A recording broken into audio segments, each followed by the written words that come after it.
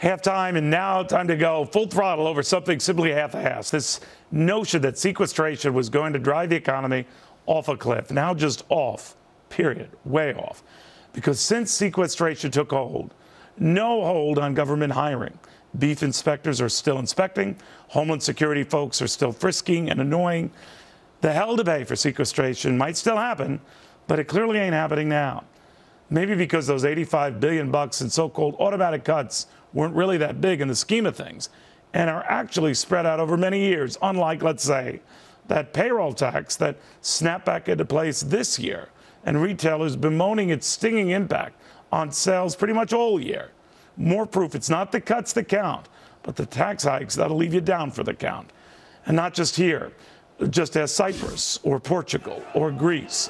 Austere budget cuts didn't do them in. Austere and immediate tax hikes did and are. And doesn't small business owner Gene Marks know it? Pete's up here as well. Gene, explain. Well, Neil, just let me be completely clear. I mean, I run a 10-person small business outside of Philadelphia, and we have about 600 clients all around the country. I mean, these are small and medium-sized businesses all over, and I get a chance to speak to just about every one of them over a period of 1 or 2 months. And just to be straight with this, no one is talking about the sequester. No one is saying it's the sequester that's hurting our business or that's why we're not hiring. The topic really never comes up. It's more about taxes and the possibility of increased taxes. That's what I'm hearing from most of my clients, and that's what I'm seeing in my own business. And, from your perspective, the National Taxpayers Union, Pete, I mean, these taxes were immediate, are constant, yes, and with us every day, every week, every paycheck, right? Well, yes, and Gene brings up an important point. It's not just the payroll tax increase we're seeing now, it's what's coming down the road. This situation with the taxes is as good as it's going to get. It goes downhill from here. We've got the medical device excise tax taking effect. That's associated with Obamacare, tens of thousands of layoffs taking place. We have an increase in the income tax rate next year. We have the increases associated with Obamacare and the surtax. We also have complexity burdens. I was looking through this in preparing a study NTU is about to release on tax complexity, and it turns out one portion of the Obamacare law in the last fiscal year, actually 2011, is going to add 40 million hours of paperwork burden associated with a small health insurance tax credit for small-sized employers. That's 40 million extra hours of paperwork on the private sector for one tiny portion of the 2010 health care law. Imagine what happens when that thing takes full effect this year and in years to come. And imagine being a guy like Gene who has to handle all of this nonsense. Yeah, that's exactly right. And I have to tell you, I mean, what's giving my clients the biggest pause for concern right now is Obamacare. I mean, it's just now as we're hitting into 2013 that, the reality is hitting everybody. And let me tell you, there are plenty of small businesses with less than 50 people, fair enough. But I have many, many clients with more than 50 people, and they are struggling to figure out what they want to do. Do they have to pay 60% of the health care costs? In other words, have, health care insurance that covers that cost? Or, do they just not do that at all and pay a penalty? It's a big concern. So rather than hire people, we're all trying to figure out what to do first before we make our plans for the next year. It's sad. Guys, thank you very, very much. My pleasure. Thank you, Hello. I'm Mr. Ed. Well, you're alive because Mr. Ed don't have a cow, but now something's popping up in IKEA's mousse lasagna. And it's not mousse. Our biz blitzers know what, and are finding it very hard to swallow after this.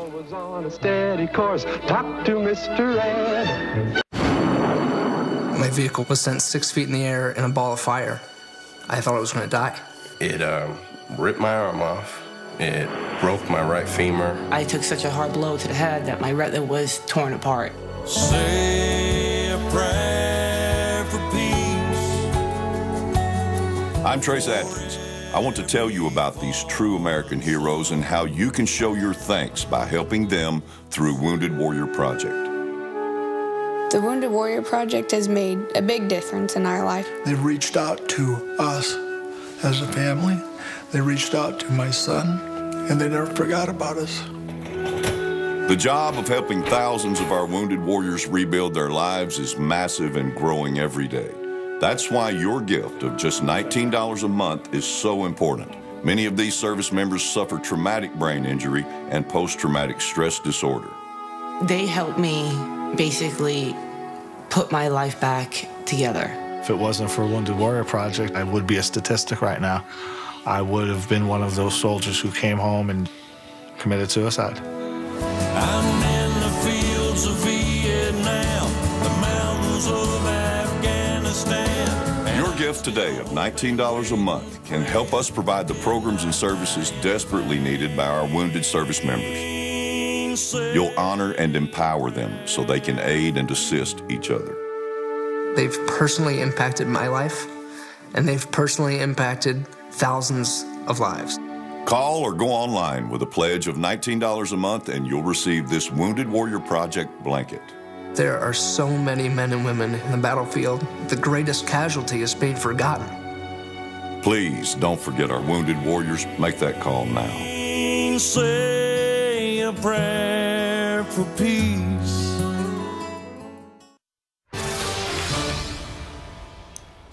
All right, time for our Biz Blitz. Our first topic, Mamma Mia, there's a pig in my mousse lasagna.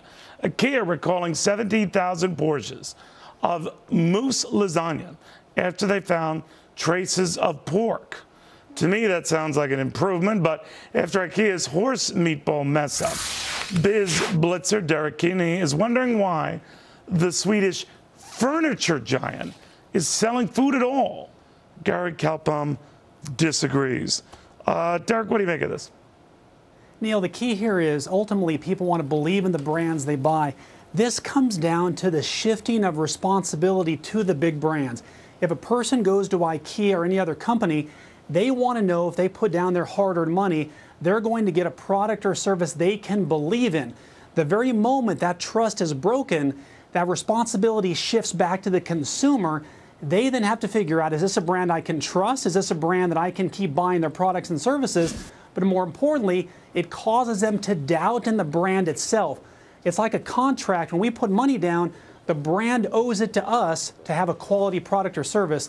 When that relationship breaks, that's bad for the brand, but it's also bad for the buying public as well.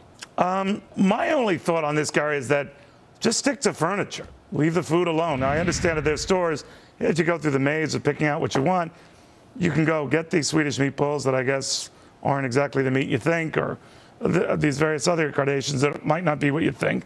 But just focus on doing what you do, right? Well, I agree with that part. You know, when you're a company, you should do what you do best. And they do 27 billion euros in business, and it looks like that'll double over the next 10 years. But the Would way they get any less, Gary? Would they get any less if they said we're not doing the lasagna? I agree with you there. I doubt it, but I must tell you, I've been to these stores. People line up for the Swedish meatballs. Really? They may be horse. They may be horse. I don't know. But I think once they get past this, I think everything will be a-okay. Now, look, if this lingers and it happens too often, then it's bad press and not good news. But I think they'll get past this and everything will be a-okay. People love their furniture. But you think, Derek, it's a basic issue of honesty with the brand, right? If maybe through no fault of their own, but whatever is happening with the food they're giving, then maybe the furniture might not be up to snuff. Are you making that connection? Neil, the key here is ultimately how can consumers believe in the product? What consumers want to know is that the big brand companies have all their bases covered. When issues like this come up, it causes them to doubt. Perhaps there's other issues there. If the consumer is forced to make the buying decision on their own, they have to rethink every part of the process. That can put doubt in their mind. It can cause them to have less of a relationship with this brand.